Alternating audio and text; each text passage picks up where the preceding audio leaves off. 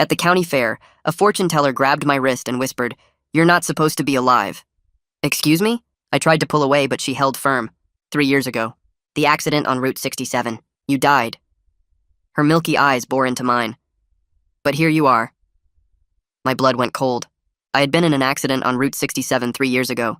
Bad one. My car wrapped around a tree. But I'd walked away with just bruises. Look, I don't know what game you're playing. She pressed an envelope into my hand. Thick, brown, sealed with old tape. Heavy. Give this to your girlfriend. Don't open it until you're home. Both of you together. I don't have a girlfriend. Stephanie, the nurse. 6 months now. She smiled, revealing yellow teeth. She's waiting for this. I hadn't told anyone about Stephanie. We'd kept it quiet because she worked at the hospital where my mom was treated. The fortune teller released my wrist, leaving red marks. They're already watching, she whispered, glancing outside her tent. Started the moment you walked in here. Go now. Straight home. Don't stop. I stumbled out of the tent, envelope burning in my hand. The fairground suddenly felt different. A man by the cotton candy stand watched me over his newspaper. When I made eye contact, he spoke into an earpiece. A woman with a stroller turned away when I looked at her. The stroller was empty. 2 teenagers stopped their conversation as I passed, one photographing me with his phone. My heart hammered. I walked faster. In the parking lot, I fumbled for my keys. A couple leaning against a pickup truck straightened up when they saw me. The woman whispered something into her phone. The man moved to block my path to my car, then pretended to tie his shoe. I circled around him, jumped in, locked the doors. My hands shook as I started the engine. In the rearview mirror, I saw the couple getting into separate vehicles. I drove out carefully, checking my mirrors. Normal traffic at first.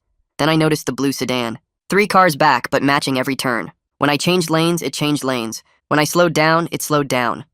Another car joined. Silver SUV. They weren't even trying to hide it anymore. The sedan moved up to 2 cars back. The SUV switched to the left lane, boxing me in. My phone buzzed. Stephanie. Where are you? We need to talk. I texted back at a red light. Coming home. Fair was weird. Fortune teller gave me something for you. Her response was instant. Don't come home. Meet me at the old water tower. Now. Something was wrong. Stephanie never knew about the water tower. That was where I'd gone after the accident 3 years ago. Where I'd sat for hours, trying to understand how I'd survived. The light turned green. I pulled forward. Blue and red lights exploded in my mirror. But I hadn't been speeding. Hadn't done anything wrong. I pulled over, hands shaking. The sedan and SUV pulled over too, staying about 50 yards back. Waiting. A third car appeared. Black town car with tinted windows. It parked ahead of me. The cop approached slowly. Young guy, hand on his weapon. I kept my hands visible on the wheel. License and registration. I complied, trying to stay calm. He studied my ID for a long time. Too long. Speaking quietly into his radio, but I couldn't make out the words. Where you coming from? County fair. Alone? Yeah. He shined his flashlight into the back seat. The beam stopped on the envelope sitting on the passenger seat. His entire body tensed. What's in the envelope? I don't know. Someone gave it to me. For my girlfriend. His demeanor shifted. Cold now. Professional. I'm going to need you to open that envelope and hand it to me. Do you have a warrant or... Open the envelope. Now. His hand moved to his weapon. My phone buzzed. Stephanie, I'm sorry I had to do this. Another text. They said it was the only way to fix what happened 3 years ago. With trembling fingers, I tore open the envelope. I kept my eyes on the cop, didn't look inside, and handed it over. The cop looked inside and his face hardened. But there was something else there too. Recognition. He'd been expecting this. Step out of the vehicle. Slowly. What? Why? You're under arrest for possession of crystal methamphetamine and criminal proceeds. He pulled out his cuffs. Turn around, hands behind your back. That's not mine. Someone gave that to me. I didn't even know. Save it. As he cuffed me, I saw inside the envelope he'd placed on my car hood. Bags of blue crystals, rolls of cash, but underneath, a photograph, old and faded. It was me, at the accident scene 3 years ago. But I wasn't alone in the photo. There were other bodies, 3 of them, covered in sheets. The cop saw me looking, leaned in close. Those bodies were never supposed to be found like that. The words hit me like ice water. He grabs my arm and walks me to his patrol car while my legs feel like they might give out. The suited man stands by the black town car 50 yards up, watching us with no expression on his face. He doesn't move or gesture, just watches. The blue sedan and silver SUV pull away slowly from where they'd been waiting. Their job done now that I'm in cuffs. Dodson opens the back door and guides my head down as I slide into the seat. The door slams, and I'm alone with the smell of old vinyl and cleaning chemicals. Through the metal grate, I watch him talk on his radio, his mouth moving, but I can't hear the words. The drive to the station takes maybe 15 minutes, but feels like hours. My wrists ache from the cuffs. Every bump in the road makes my stomach turn. At the police station, they walk me through a side entrance into a bright hallway that smells like floor wax and coffee. The booking officer is a heavy guy with a gray mustache who processes me like I'm a grocery order. He takes my wallet, phone, keys, watch.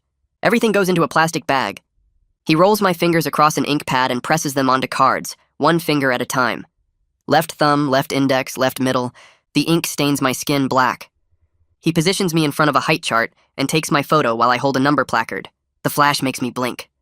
Dodson stands nearby the whole time, avoiding eye contact and speaking quietly into his radio. "Package secured," he says. "Target is contained." My phone sits in the evidence bag on the counter, and I can see Stephanie's last text still glowing on the locked screen before it goes dark. "I'm sorry I had to do this." The booking officer types information into his computer with 2 fingers, hunting and pecking each key. He asks my address, my date of birth, my social security number. I answer automatically while my brain tries to process what's happening. They lead me down another hallway to the holding cells. Concrete benches line the walls. A steel toilet sits in the corner with no privacy. The door clangs shut behind me and I'm alone. I sit on the bench and stare at the small window in the door. Through it, I can see down the hall to an office with glass walls. Dodson walks in there about an hour later, and the suited man is already waiting. They talk for maybe 20 minutes. The suited man does most of the talking, gesturing with his hands while Dodson nods and occasionally makes defensive gestures. Their body language is clear even from this distance. The suited man is in charge. Dodson is following orders. I realized this traffic stop was planned long before I ever went to that fair. They knew I'd be there. They knew I'd get that envelope. They set the whole thing up. My mind keeps going back to that photograph. 3 bodies under sheets. Me standing there at the accident scene. I walked away with bruises while 3 people died. How did I not know? How did I never see the other car? The crash plays in my head on repeat, but it's all fragments. Glass breaking. The tree filling my windshield. Silence. Then paramedics and flashing lights. I never saw bodies, never heard about fatalities. Just went home and tried to forget it happened. Dodson comes back with another cop around hour 3. They unlock my cell and walk me to a small room with a metal table and recording equipment mounted on the wall. The recorder's red light blinks on. Dodson sits across from me and asks where I got the drugs. I tell him a fortune teller gave me an envelope. He asks who gave me the envelope. I tell him again, an old woman at the fair. He asks if I knew what was inside. I say no. He asks about my girlfriend. I tell him I don't know why she texted me. He carefully avoids any mention of the photograph or Route 67. When I try to bring up the accident, he cuts me off fast. "We're here to discuss the narcotics possession charge," he says. "Nothing else. The interview lasts maybe 30 minutes. They take me back to the cell. Around hour 5, a woman shows up. She's young, maybe 30, with dark hair pulled back and a briefcase that's seen better days. "Public defender," she says through the scratched plexiglass in the consultation room. "Melanie Swift." The room smells like industrial cleaner, the kind that burns your nose. She flips through my file while explaining that possession with that amount could mean serious prison time. 3 to 5 years minimum. My best move is to say absolutely nothing until arraignment. Don't talk to anyone. Don't answer questions. Just wait. Her advice offers some hope, but the dread in my gut tells me this is way bigger than a drug charge. She leaves after 20 minutes. They take me back to the cell. Night comes. The fluorescent lights stay on. I lie on the concrete bench and stare at the ceiling tiles. Sleep won't come. My mind replays the Route 67 crash in fragments I've spent 3 years trying to forget. The sound of glass breaking, the tree trunk filling my windshield, the impact, the silence after, then walking away with just bruises while emergency lights painted everything red and blue. Those bodies under sheets in the photo won't stop appearing behind my eyelids. 3 people died that night, and I never knew.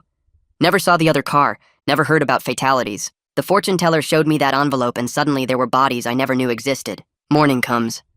They take me to arraignment in a crowded courtroom that smells like old wood and too many people. I stand before a judge who looks tired and annoyed. The prosecutor asks for $50,000 bail. Melanie argues it down. The judge sets bail at $15,000 with conditions. Surrender my passport. Submit to random drug testing. My savings can just barely cover the bond. The judge warns me that any violation or failure to appear will result in immediate arrest and revocation. I nod. The whole thing takes maybe 10 minutes. I post bail through a bondsman who takes my information like he's processing a grocery order. Name, address, social security, employer. He barely looks at me. By early afternoon, I'm released with a court date 3 weeks away. My car is impounded as evidence, so I call a rideshare. During the drive home, I spot the blue sedan parked 2 blocks from the station. It follows us at a distance, not even trying to hide anymore. The driver stays 3 or 4 cars back but matches every turn. Getting out of jail doesn't mean I'm free. At home, I search every room. I check under furniture, inside vents, behind picture frames, looking for cameras or tracking devices or anything that proves someone's been here. The search finds nothing concrete, but the apartment feels wrong. Violated. Even though nothing looks disturbed, I can feel that someone's been through my things. I keep returning to that photograph in my mind. Me at the accident scene with 3 covered bodies. Bodies I never knew existed until yesterday. My hands won't stop shaking. I try to think through what happened 3 years ago and why someone is framing me now. My phone buzzes. Voicemail from an unknown number. I play it. A hushed voice says only 10 words. Don't text her. They read everything. If you want truth, stop using your phone. The line goes dead. I stare at my phone wondering who's watching my messages and how deep this goes. I pull the battery out and sit in my dark living room, trying to think clearly about what to do next. Late that night, I grab my keys and drive to the old water tower on the edge of town. The roads are empty except for occasional semi-trucks heading toward the interstate. I take the back way to avoid main streets where cameras might track me. The water tower sits on a hill overlooking Route 67, and I park in the same spot I used 3 years ago when I came here after the accident. The metal structure looms above me, rusted and covered in graffiti. I climb out and sit on the hood of my car. The night is quiet except for distant highway traffic, a constant hum that never stops. I force myself to walk through every moment I can remember from that night. I was leaving a friend's house around midnight. The roads were wet from earlier rain. I was driving Route 67 because it was faster than taking the interstate. I remember the curve near mile marker 34. I remember seeing headlights in my mirror. Then the impact, the sound of glass breaking, the tree trunk filling my windshield, the airbag hitting my face, then silence, then standing beside my destroyed car while paramedics asked me questions I couldn't answer. I never saw the other car, never saw bodies, never knew anyone died until that photograph showed me 3 people under sheets. The gap in my memory bothers me more now than it did 3 years ago. What happened between the impact and standing outside my car? How long was I unconscious? Why can't I remember those minutes? Back home the next morning, I'm searching through drawers looking for anything that might help me understand what's happening. I pull open my nightstand drawer and find Stephanie's hospital access badge wedged behind some old receipts. The badge has her photo and employee number printed on white plastic. The discovery hits me hard because it means she's been here recently, probably while I was at the fair. I realized the feeling that someone had been through my apartment wasn't paranoia. She had access to my place. She knew my schedule. She could have planted anything or taken anything without me knowing. I hold the badge and wonder what else she left behind or removed. I search the rest of the apartment more carefully, checking under the mattress, inside closets, behind furniture. Nothing else seems out of place, but the violation feels complete now. My phone buzzes with a text from Stephanie's number. I pick it up expecting another apology. Instead, the message reads different. Clinical and cold.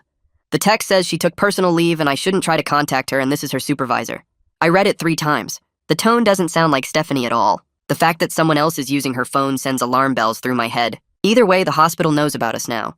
They know about whatever role she played in this setup. I try calling the number, but it goes straight to voicemail. I don't leave a message. I turn on the local news and see a brief story about a narcotics task force conducting an ongoing operation in the area. The anchor talks about several arrests related to drug trafficking. The background footage shows the county fairground with blurred images of vendor tents. I lean closer to the screen. One of the tents looks exactly like where the fortune teller gave me that envelope. The camera pans across the midway, and I recognize the cotton candy stand where the man with the newspaper was watching me. The fair wasn't random chance. It was a carefully chosen location where they could watch me in public without raising suspicion. The news anchor mentions the task force has been working for months on this operation. I wonder how many other people got envelopes that day. How many other setups were happening while I walked through those crowds thinking I was just having a normal afternoon. Melanie calls and asks me to come to her office that afternoon. When I arrive, she looks more serious than during our jail meeting. She spreads out paperwork across her desk showing the charges against me carry a minimum of 3 years if convicted. The documents have legal language I barely understand, but the numbers are clear. 3 to 5 years in prison, mandatory minimum sentencing, no early release options. She warns me in clear terms that I cannot do any investigating on my own or contact potential witnesses. Her message is obvious even though she phrases it carefully. Stay quiet, follow the rules. Maybe we can negotiate a plea deal. But if I go poking around, I'll make everything worse. I nod and tell her I understand. I'm lying. She knows I'm lying. But she has to tell me anyway because that's her job. I spend that evening at the public library using their computer to search for the Route 67 accident. I find the initial police report through a public records portal. The report is dated 3 years ago and lists basic information about the crash. 2 vehicles involved, 3 fatalities in the other vehicle. Pending toxicology screen on all drivers. Investigation ongoing. But there's no final report posted anywhere. I search for follow-up documents or case closure forms. Nothing appears in the public record. The tox screen results that should have cleared me or implicated me never showed up in any official capacity. I realize someone made sure those results stayed buried. The investigation status still says ongoing even though 3 years have passed. I print the report using coins from my pocket and fold the pages into my jacket. Another voicemail comes through on my phone. I play it in my car before driving home. The same hushed voice from before directs me to a specific EMS run sheet number from the night of the accident. The voice tells me to request it through the state records portal. I write down the number on the back of my library receipt. That night, I submit the request online claiming I need it for insurance purposes. The automated system responds saying I'll receive a response within 10 business days. Someone is feeding me breadcrumbs. Each piece of information leads to another question. I don't know if they're trying to help me or lead me into a trap. The pattern feels deliberate, too organized to be random tips. But I follow the trail anyway because I don't have other options. While waiting for the EMS records, I dig through old mail stacked in a box under my bed. I find an insurance claim letter from 3 years ago. The letter is from my auto insurance company explaining the final determination on the Route 67 accident. The key phrase jumps out at me. No liability assigned due to inconclusive evidence. I remember being told the accident was clearly not my fault, that road conditions and the other driver's speed were factors, that I shouldn't worry about being blamed. Now I'm seeing the official record was far less certain. The word inconclusive bothers me. What evidence was inconclusive? Why didn't anyone follow up with me about it? The letter suggests the investigation couldn't determine fault, which contradicts everything I was told at the time. I pull out my mom's hospital billing records from her treatment 2 years ago. I'm looking for anything connected to Stephanie or the dates around the accident. The billing statements are thick stacks of paper with codes I don't understand. One line item catches my attention. A charge dated the night of the crash. The billing code says specimen handling, but the nurse signature block is blank instead of showing a name. Every other line item has a signature or employee number. This one is empty. I realize this might be connected to the missing tox screen results. My mom was in the hospital the same night I had the accident. The timing can't be coincidence. But I don't understand how her treatment intersects with my accident investigation. The blank signature suggests someone deliberately left their name off the paperwork. The state portal finally delivers my own ER chart from 3 years ago. I open the PDF with shaking hands. Most of it looks routine. Vital signs, physical exam notes, treatment for minor lacerations and bruising. Then I see the toxicology screen section. The status reads canceled with a note saying specimen compromised. There's no explanation of how or why the sample was ruined. No follow-up testing ordered. No documentation of what compromised means. This means there's no official record of whether I was sober that night. Without that evidence, the inconclusive finding makes terrible sense. It also leaves me vulnerable to any narrative someone wants to create. They can claim I was impaired and there's no lab work to prove otherwise. The missing tox screen isn't an accident or bureaucratic error. Someone deliberately made sure that evidence disappeared. I pulled up my old insurance paperwork and found the tow company invoice with a name and number. The next morning I called and asked for Derek Lambert. He agreed to meet me at a diner off Route 67 that afternoon. I drove out there early and sat in a booth by the window watching trucks roll past on the highway. Derek showed up right on time, a guy in his 60s with weathered hands and a direct way of talking. I explained I was looking into my accident from 3 years back and needed to understand the timeline. He stirred his coffee and frowned when I asked about how long it took to tow my car. He said they were told to wait 90 minutes before touching the vehicle. The cops said don't touch it until someone else arrived. He'd never seen that before on a regular accident, but they did what the police told them. I felt my stomach drop because 90 minutes meant someone had plenty of time to access my car before it became official evidence. I asked Derek if he remembered anything unusual about the scene when he finally got there. He thought for a moment and said the driver's side was barely damaged, which matched my memory of walking away without serious injuries. But then he mentioned the debris pattern looked weird, like stuff had been moved around. I thanked him and left the diner with my hands shaking. The accident scene was tampered with before anyone documented it properly. Back home, I dug through my phone records from 3 years ago and found my rideshare history. I located the driver who picked me up from the hospital the night after the crash and called her number. She remembered me right away because I was so quiet and looked like I'd seen a ghost. She said I seemed completely sober and just in shock. I was clean and polite and kept apologizing for nothing. Her memory gave me a small moment of relief, a reminder that I wasn't drunk or high that night, just unlucky and traumatized. I submitted a public records request through the city portal for fairground CCTV footage from the day I got the envelope. 2 days later, a clerk called me back sounding nervous and uncomfortable. She told me that federal holds had been placed on certain timestamps from that day. I couldn't access the footage without a court order or federal clearance. The fact that federal agencies were blocking access confirmed this was much bigger than a local drug bust. I'd stumbled into something that was planned and executed at a much higher level than I'd imagined. My phone rang, and Melanie's name appeared on the screen. She wanted me to come to her office immediately for an emergency meeting. I drove over there and sat across from her while she looked genuinely worried. She warned me that my bail could be revoked if the prosecution found out I was contacting witnesses and requesting records. She told me I was risking everything by investigating on my own. I lied straight to her face and promised I'd stop. The conflict between protecting myself legally and finding the truth was pulling me apart, but I couldn't stop now when I was finally getting real answers. That afternoon, I looked out my window and saw the blue sedan parked 3 houses down with a clear view of my front door. I grabbed my phone and took a photo of the license plate. I ran the number through an online lookup service, and it dead-ended at government pool vehicle with restricted information. The confirmation that federal or state agents were actively watching me made me feel both right about my paranoia and completely helpless against forces I couldn't fight. The EMS run sheet finally arrived in my email, and I opened it with my heart pounding hard. I read through the medical shorthand and technical language. The report noted that I was ambulatory and alert and refused transport. The other vehicle had 3 DOA pronounced on scene. The cold, clinical words made the deaths real in a way they never were before. I sat at my kitchen table staring at DOA and trying to understand how I survived while 3 other people died. An anonymous email arrived in my inbox with a compressed folder attached. I downloaded it carefully and opened the files.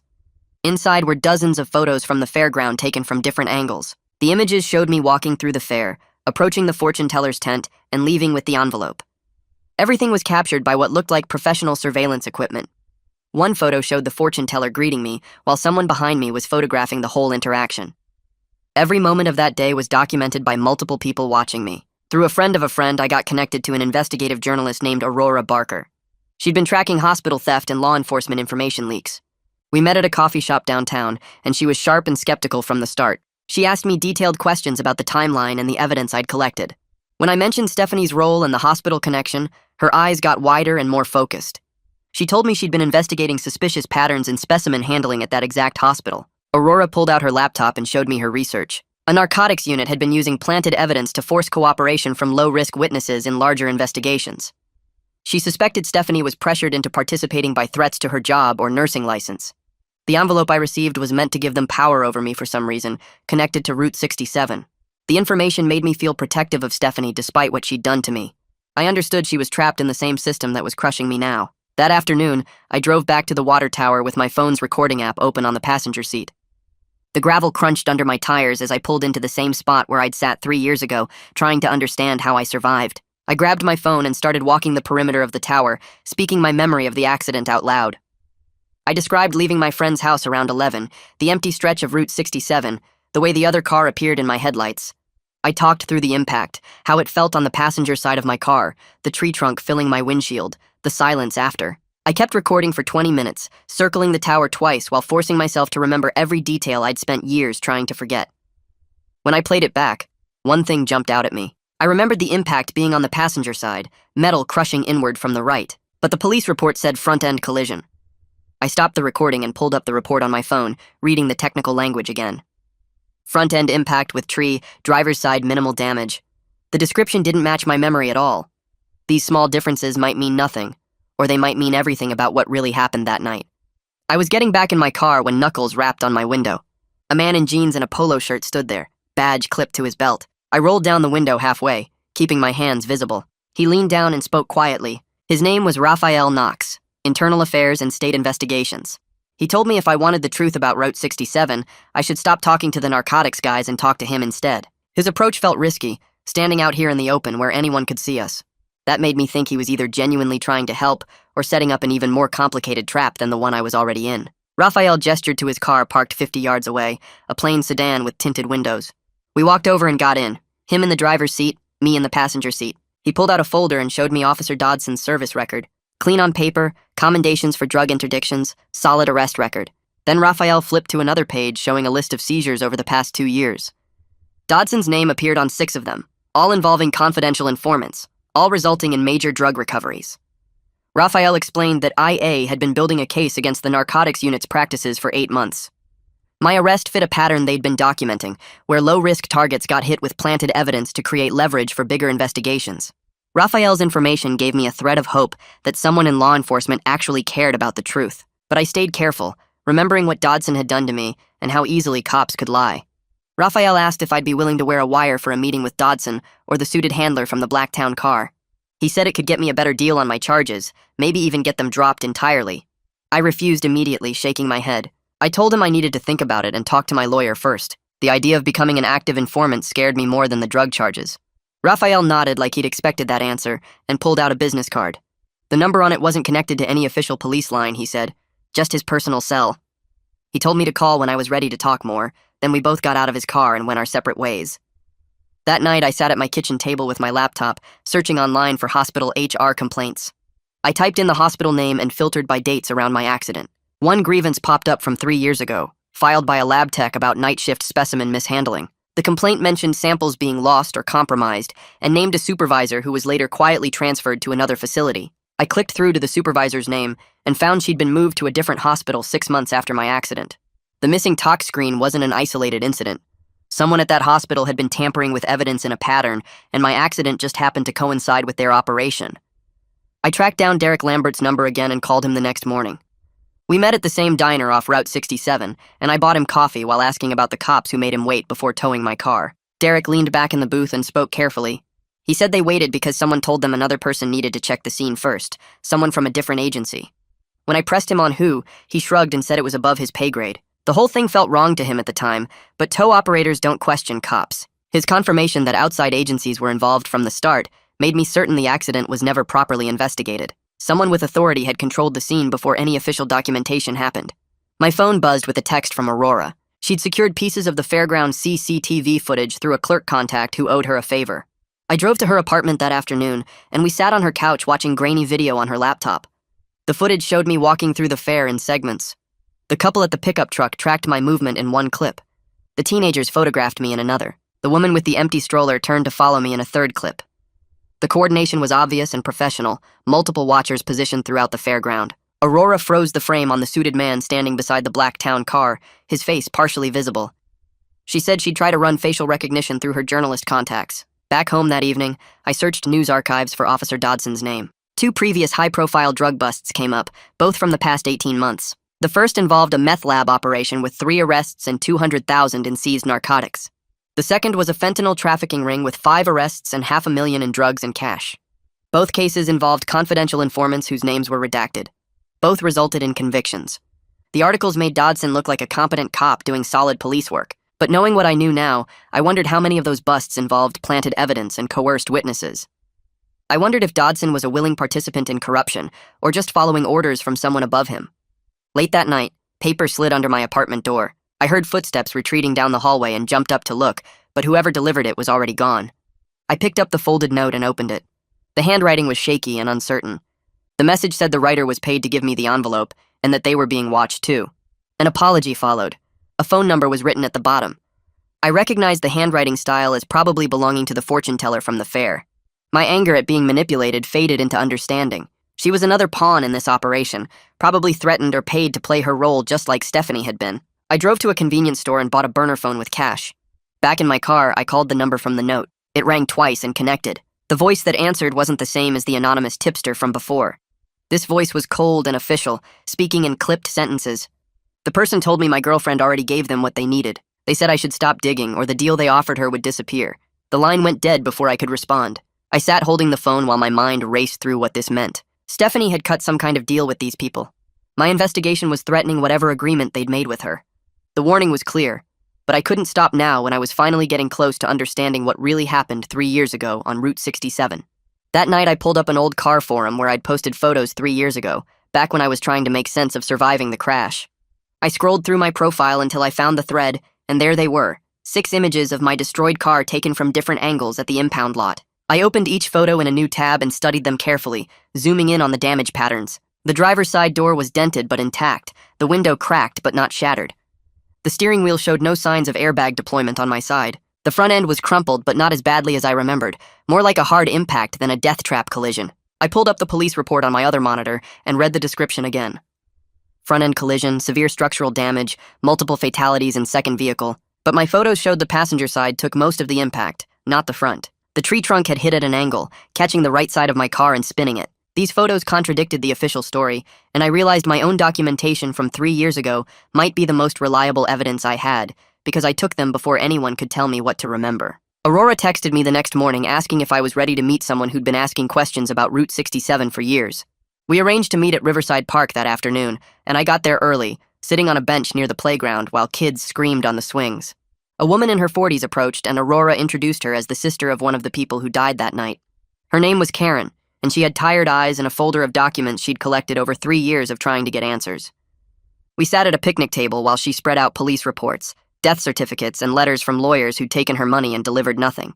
She told me the official story never made sense because her brother was driving home from work, sober and careful, and the accident report made it sound like he caused the crash. She'd been stonewalled every time she asked for the full investigation file, told it was closed and nothing more could be done. When I showed her the photos from my forum post, her hands shook. She pointed at the damage patterns and said that matched what the tow operator told her years ago, that the scene looked weird and didn't match the paperwork. I felt the weight of responsibility settle on my shoulders, knowing I had to find the truth not just for myself, but for Karen and the other families who lost someone that night. She wasn't angry at me, just desperate for answers, and I promised I'd share whatever I learned. I called Melanie that evening and told her about the photos and the meeting with Karen. She was quiet for a long time, and I could hear her tapping a pen against her desk. Finally, she said we needed to meet in person to discuss strategy. The next morning, I sat in her small office while she reviewed the ER chart redactions and the EMS run sheet I'd collected. She was nervous about sharing these documents with Raphael and Aurora, worried it could backfire if the prosecution found out. But she also admitted it was a measured risk that might give us leverage in plea negotiations, especially if we could prove the evidence against me was planted as part of a larger cover-up. She drafted a limited release form that would protect me legally while allowing Raphael and Aurora to investigate the accident and hospital connections. I signed it carefully, reading every line twice. Melanie made copies and sealed them in separate envelopes addressed to Raphael and Aurora. As I left her office, I felt like I was taking control of the narrative instead of just reacting to what other people did to me. It was the first proactive decision I'd made since this whole thing started, and it felt both scary and right. That afternoon, I spotted the blue sedan parked 2 blocks from my apartment, and something in me snapped. I got in my car and decided to follow it instead of being followed.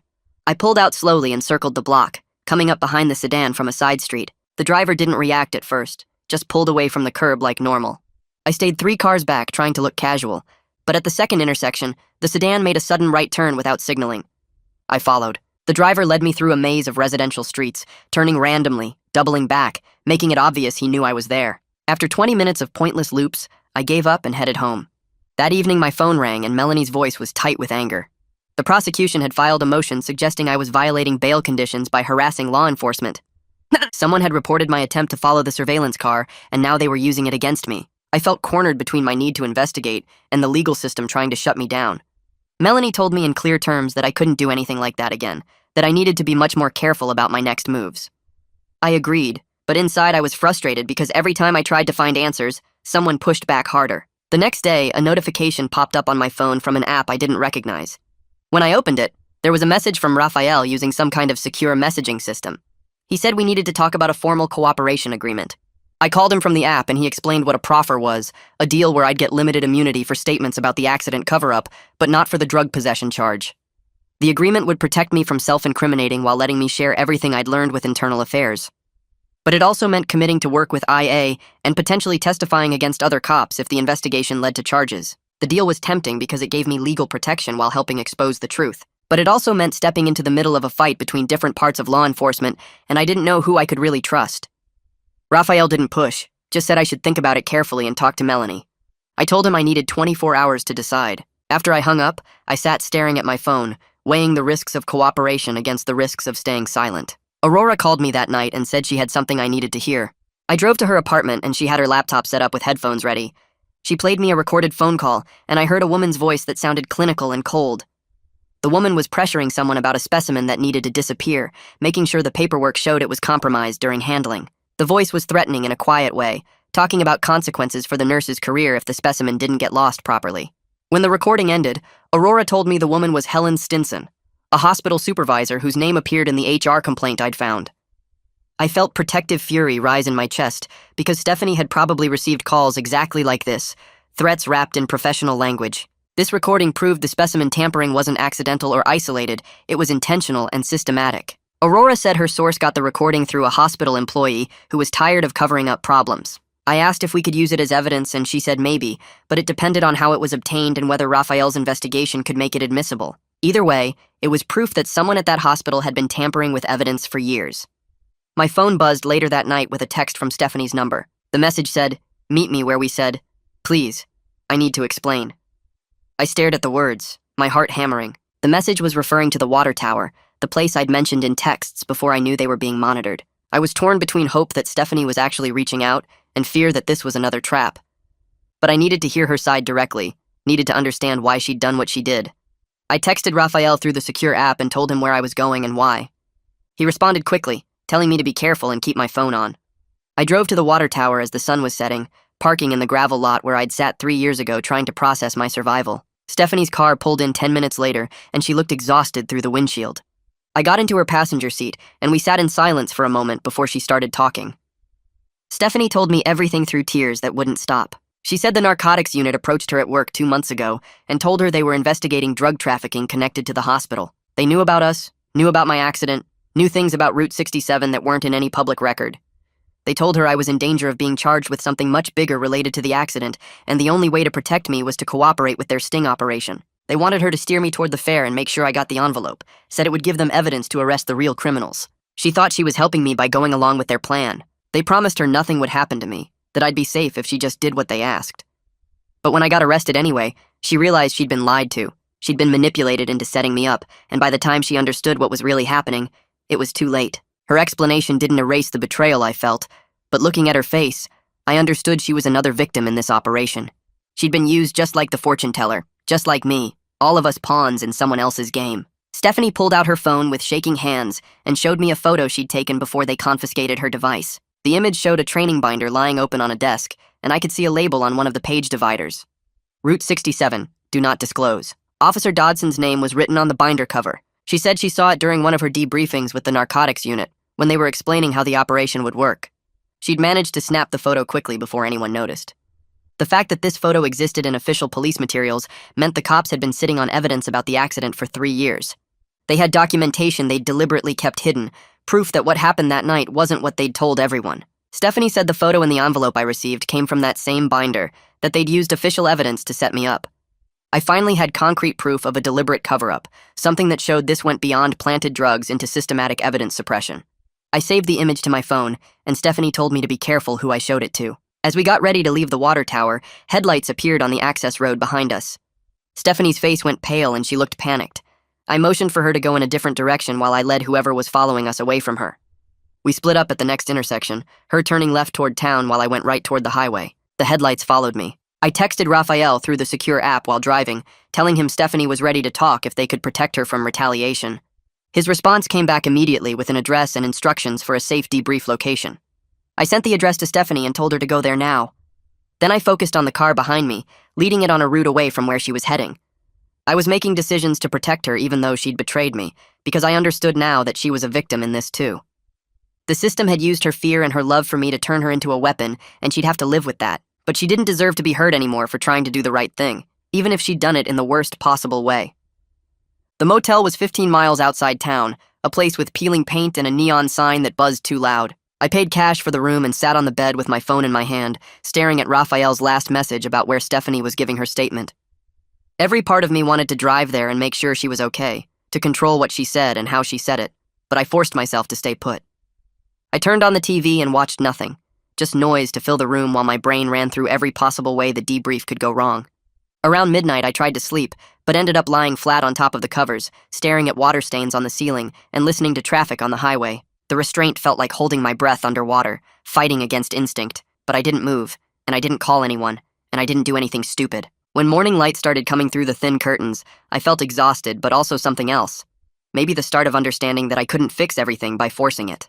Raphael's office was in a government building downtown with metal detectors at the entrance and hallways that smelled like floor wax and old coffee. Melanie met me in the lobby and we went up together, not talking much, just her reviewing notes on her phone while I tried to keep my hands from shaking. The conference room had a long table and recording equipment set up at one end, and Raphael was already there with folders spread out in front of him. He started the recording and asked me to state my name and confirm I was there voluntarily with my lawyer present, and then he walked me through everything from the beginning. I told him about the fair and the fortune teller and the envelope, about the surveillance I noticed and the cars that followed me, about the traffic stop and what I saw in that photo. I explained the hospital connection through Stephanie and my mom's treatment, the missing tox screen from 3 years ago, the timing delays at the accident scene. Raphael took notes while the recorder ran, stopping me sometimes to ask for more details or to clarify dates, and Melanie sat beside me making sure I didn't say anything that could hurt me later. After 2 hours, we took a break, and then went through the evidence I'd collected, the EMS records and the insurance letters and the photos from the fairground. At the end, Raphael slid papers across the table, immunity agreements that said my statements here couldn't be used against me in most situations, and I signed them with Melanie watching to make sure the language was right. Walking out of that building, I felt like I'd just handed over ammunition that could either save me or blow up in my face, depending on who fired it and when. Raphael called me that afternoon while I was sitting in my apartment trying to eat lunch I couldn't taste. He told me they'd brought Officer Dodson in that morning for what they called a voluntary interview, and Dodson had admitted he followed orders on my traffic stop. The narcotics unit sergeant told him there would definitely be an envelope in my car and that he needed to secure it as evidence, and Dodson did what he was told, because that's what cops do when their supervisor gives them specific intelligence. Dodson said he didn't know anything about Route 67 or any cover-up, thought he was just executing a normal drug interdiction based on reliable information from an ongoing investigation. Raphael said Dodson seemed genuinely surprised when they showed him the accident photo and explained the timeline, like he was realizing for the first time that he'd been used as a tool for something much bigger. Hearing that made my feelings about Dodson shift in ways I didn't expect, moving away from simple anger towards something more complicated. He wasn't some evil cop trying to destroy my life, just another person caught in a system that turns everyone into pieces on a board, moving where they're told without seeing the whole game. Aurora showed up at my door 2 days later with a laptop bag and that sharp look she gets when she's found something good. She spread procurement logs across my kitchen table, pages she'd gotten through a hospital contact who owed her a favor, and walked me through the numbers. Saline solution orders were off by hundreds of units over 6 months. Fentanyl counts showed discrepancies that nobody had flagged, and the timing matched exactly with when my accident happened and when my mom was getting treatment. She'd identified 3 hospital supervisors who had access to both the pharmacy and the lab where specimens got processed, and one of them was Helen Stinson, the same name from that HR complaint I'd found. Aurora pointed to dates and quantities, showing me how the missing supplies lined up with the specimen tampering timeline, and I started seeing the shape of something much bigger than just my case. The hospital wasn't just covering up one accident, they were running a whole operation, and my accident just happened to land right in the middle of it. The evidence was building into something solid, something that showed institutional corruption using real people as cover, and for the first time I felt like we might actually be able to prove what happened instead of just knowing it in my gut. The courthouse was packed the day of my status hearing, people waiting for their cases in wooden benches that creaked every time someone shifted. When my name got called, I walked up with Melanie while the prosecutor stood on the other side looking like he'd rather be anywhere else. The judge asked about case progress, and the prosecutor said they were still considering additional charges related to the investigation, making it sound like a threat hanging over my head. Melanie stood up and told the judge about my cooperation agreement, handed over paperwork showing I was working with state investigators, and suggested maybe the prosecution should think carefully about their approach given the circumstances. The judge looked at both of them for a long moment, and then said, my bail conditions would stay the same, but he was noting my cooperation in the official record. I left the courtroom feeling like I was balanced on a knife edge, not quite charged with more crimes, but not quite safe either, just stuck in this weird space between being useful and being prosecuted. The legal system kept grinding forward with its slow mechanical process, but at least I wasn't completely powerless anymore. At least I had some kind of leverage even if I didn't fully understand how to use it. Raphael set up the controlled call 3 days later, in a room at the state police barracks with recording equipment that looked more serious than what we'd used for my proffer. He gave me a script to follow, specific questions designed to get the handler talking about Route 67 and the specimen handling, and I practiced it twice before we dialed the number that had appeared in my call log after the arrest. The phone rang 4 times and then a voice answered, cold and professional, asking who this was and what I wanted. I followed Raphael's script, saying I needed to talk about what happened at the fair and whether we could work something out, and the handler told me I should have kept my mouth shut like I was told. I pushed a little, asking about the cleanup operation and whether it was worth all this trouble, and the handler said something about making sure everything matched the narrative from Route 67. Raphael was writing notes fast while the recording ran, and I kept going, getting the handler to reference specimen handling and making sure the story held together. The whole call lasted maybe 2.5 minutes before the handler realized I was fishing and hung up, but those recorded statements were enough to show criminal conspiracy. I sat there after the call ended, phone still in my hand, feeling like I'd just done something meaningful and dangerous at the same time, and I couldn't tell if that made me brave or just desperate for any kind of control. Stephanie's formal statement came through official channels a week later, typed up and notarized and submitted to the state investigation. Raphael let me read a copy, and I sat in his office going through her account of the pressure tactics they used to get her cooperation, the threats about her nursing license, and the promises that I'd be protected if she just did what they asked. She detailed every conversation about specimen tampering, every instruction she received about steering me toward the fair, every lie they told her about keeping me safe. The statement was clear and detailed, and probably cost her everything professionally, because by the time I finished reading it, Raphael told me the hospital had already suspended her pending their internal investigation. I texted her that night, just saying I was sorry this was hurting her career, and she wrote back that she was actually relieved to finally be honest about everything, even if it meant starting over somewhere else. The guilt sat heavy in my chest, because my investigation was destroying the life she'd built. But she was choosing truth over comfort, and that took a kind of courage I was still learning to recognize. Officer Dodson's deal came together faster than I expected. Raphael telling me that Dodson agreed to testify about the command directives he received in exchange for internal leniency and protection from criminal charges. Raphael arranged for me to see Dodson's written statement, and I read it in the same conference room where I'd given my proffer, seeing a cop who looked exhausted and trapped in every line of text. Dodson described following orders he didn't fully understand, executing stops and seizures based on intelligence he never questioned, and slowly realizing he'd been used as a tool for something corrupt. He admitted he should have asked more questions and pushed back harder, but he trusted the system and his supervisors, and now he had to live with being part of covering up whatever happened at Route 67. Reading his words, I felt something unexpected. Not forgiveness exactly, but maybe compassion for another person caught in machinery that grinds people up and spits them out. We were both victims of the same system. Just standing on different sides of it and hating him wouldn't change what happened or fix anything that was broken. Raphael's text came through at 6 in the morning, just 2 words followed by names. Arrests happening. Helen Stinson, narcotics sergeant. I sat up in bed staring at my phone while my brain tried to process what that meant, that the investigation had finally reached the point where people were actually being charged. Raphael said they were doing it quietly without press releases, picking them up at their homes before work, and I should stay inside and keep my doors locked just in case there was any backlash. I spent that whole day in my apartment watching the street through my window, looking for any sign that someone was coming for me next, any car that didn't belong or person who watched too long. The arrests meant we'd reached some kind of critical point where the evidence was strong enough to act on, and I felt relieved that something was finally happening, but also terrified about what came next. Every noise in the hallway made me jump. Every car that slowed down outside made my heart race, and I kept my phone charged and close in case I needed to call for help. The day passed without incident, but the fear stayed sharp, reminding me that this wasn't over, and wouldn't be over until everyone involved was either charged or cleared. The plea negotiations started the following week, Melanie calling me in for meetings where we sat across from prosecutors in rooms that smelled like stale air and tension. They still wanted me to plead guilty to possession, said the evidence was solid, and a jury would convict based on what was in that envelope. But Melanie kept pushing back with my cooperation agreement and all the evidence showing I'd been set up. We spent hours in those conference rooms while lawyers argued about what justice looked like in a case this compromised, whether I should pay for crimes someone else orchestrated, whether my cooperation earned me anything beyond not making things worse. The prosecutors offered deals, and Melanie countered with better ones, and I sat there learning that the legal system isn't about truth or fairness, but about negotiation and leverage, and who has the better cards to play. Melanie was fighting for deferred adjudication, a deal where I'd plead to a reduced charge, but the conviction would be dismissed if I stayed clean and completed conditions, and the prosecutors kept saying that was too generous given what I was arrested with. I was learning to accept that there was no clean win here, no outcome where I walked away vindicated and whole, just degrees of damage control, and hoping the system would be slightly less cruel than it could be. A week later, Aurora texted me with an address for a coffee shop on the east side, telling me 3 families wanted to meet and hear what I knew about Route 67. I drove there with my stomach tight and my hands sweating on the wheel, knowing I couldn't ask them to forgive me or make any of this okay. The coffee shop was small and quiet, and they were already sitting at a back table when I arrived. 3 people who looked tired and sad in ways that never completely go away.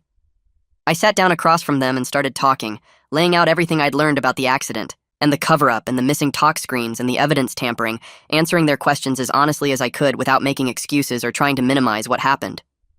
They listened without interrupting much, and when I finished, the older woman whose brother died asked why the police never contacted them about any of this, and I told her I didn't know, but I was trying to find out. The younger man asked if I was drunk that night, and I said I don't think so, but my talk screen was destroyed, so there's no proof either way, and I saw him process that answer with a look that wasn't quite anger, but wasn't acceptance either. We sat there for almost an hour while I answered every question they had, and when we finally stood up to leave, none of them thanked me or said it was okay. But the older woman nodded once, like maybe sharing the truth mattered, even if it couldn't undo anything. I drove home feeling like I'd done something important without fixing anything, which seemed about right for where I was in all this.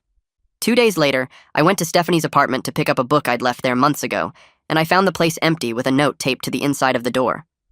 The note said she was cooperating fully with the investigation and wouldn't contact me until her case was done, and she hoped I understood that what we had ended the moment she handed me that envelope, even though we both pretended otherwise for a while. I read it twice, standing in her empty living room, then folded it carefully and put it in my jacket pocket, accepting that some things break and don't get fixed no matter how much you want them to.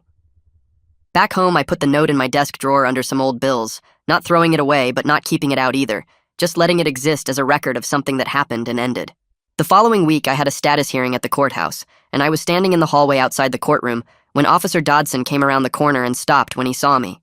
He looked different in civilian clothes, younger and less sure of himself, and he walked over slowly like he wasn't certain this was a good idea. He stood there for a second, not quite making eye contact, then said quietly that he shouldn't have done it like that, and he was sorry. His apology was simple and probably not enough for what happened, but I nodded at him without saying it was okay because I wasn't ready to forgive him and he wasn't really asking me to. We just stood there for a moment, acknowledging that something bad happened between us, and then he walked away, and I went into the courtroom for my hearing. At my plea hearing 2 weeks later, I stood before the judge while Melanie explained the agreement we'd reached with the prosecution. The judge asked if I understood the terms, and I said yes, that I'd plead guilty to a reduced charge of possession of a controlled substance, complete 1 year of drug education classes, and 200 hours of community service, and continue cooperating with ongoing investigations into the Route 67 cover-up. The judge told me that if I stayed clean and fulfilled all conditions for 2 years, the charge would be dismissed from my record and sealed, but if I violated any terms, I'd face the original charges plus additional penalties. I accepted the terms standing there in my borrowed suit, understanding this wasn't vindication or proof of innocence, but just survival, the best outcome I could hope for given everything that happened. The judge signed the order and set my first check-in date for 3 weeks later, and I walked out of the courthouse with Melanie feeling relieved and exhausted and still carrying all the weight of what I'd learned. The press story broke the next morning while I was drinking coffee and checking my phone. The headline focused on corruption in the narcotics unit and hospital procurement, with names like Helen Stinson and the narcotics sergeant featured prominently, and my name appeared once in a paragraph about ongoing cases but without any details or photo. I read through the article twice, feeling grateful that I wasn't the face of this scandal, that I could move forward without everyone knowing my story or having opinions about what happened. The article mentioned ongoing investigations and hinted at more arrests coming, but the focus stayed on institutional failures and systemic problems rather than individual victims, which felt like mercy I didn't expect. I closed my phone and finished my coffee, accepting that anonymity was its own kind of gift when you just wanted to rebuild your life quietly. I started therapy the following week at a sliding scale clinic that charged based on income, meeting with a woman who specialized in trauma and legal stress. Over the next several weeks, I talked about the accident and the paranoia of being watched, and the complicated feelings about everyone involved, and she helped me understand that healing wasn't about forgetting or forgiving everyone, but about processing what happened and learning to function despite the scars. The sessions were hard, sitting in her small office and talking through things I'd spent 3 years avoiding, but I kept showing up every Thursday afternoon because I knew I needed help carrying all this. She gave me exercises for managing anxiety and helped me identify patterns in my thinking that made everything worse, and slowly I started feeling less like I was drowning and more like I was just swimming in deep water. Several weeks into my community service, I drove out to Route 67 on a Saturday morning with a small bunch of flowers from the grocery store. I parked on the shoulder where the accident happened 3 years ago, and I walked to the spot where the memorial crosses stood, marking where 3 people died. I didn't make speeches or promises, just stood there quietly for 10 minutes holding the flowers and acknowledging that those lives ended while mine continued, and I'd never fully understand why. The gesture felt respectful without being performative, something I needed to do for them, and for myself. And when I finally laid the flowers at the base of the crosses and walked back to my car, I didn't feel absolved, but I felt like I'd honored something important. I drove away slowly, checking my mirror one last time at the spot before it disappeared behind the trees. That evening, I sat on my couch and went through my phone, deleting all the surveillance photos I'd taken of license plates and following cars and people watching me at the fair. I kept only Raphael's contact information saved under attorney in case I needed it for the ongoing investigation, but everything else I removed, letting go of the evidence I'd collected when I thought I had to control every aspect of this situation. Deleting the photos felt like choosing to stop living in constant defense mode, trusting that the legal process would continue without me having to document and verify everything myself. I was setting boundaries around what I'd carry forward into whatever came next and what I'd leave behind as part of a chapter that was closing, even if it wasn't completely finished. Months later, I was driving home from my community service shift when I passed the county fairground and saw crews packing up after another season. The empty spaces where tents used to be looked ordinary now, just grass and dirt with no watchers or handlers or fortune tellers in sight, and I kept driving toward home instead of stopping at the water tower like I used to when I needed to think. When I pulled into my parking space, I felt calm instead of hunted, noticing the blue sedan was gone and no one was tracking my movements anymore. The investigation continued somewhere without me at its center. Stephanie was rebuilding her life in another city, and I was learning to exist in a world where the truth came out. But didn't fix everything. Where accountability happened but didn't erase what was broken. Where I could acknowledge what happened without letting it define every moment going forward, and somehow that was enough. That's the full breakdown. I love sharing stories that actually help you think or see something new. If even one part of this clicked, that's a win. Hit subscribe so you don't miss the next one we dig into.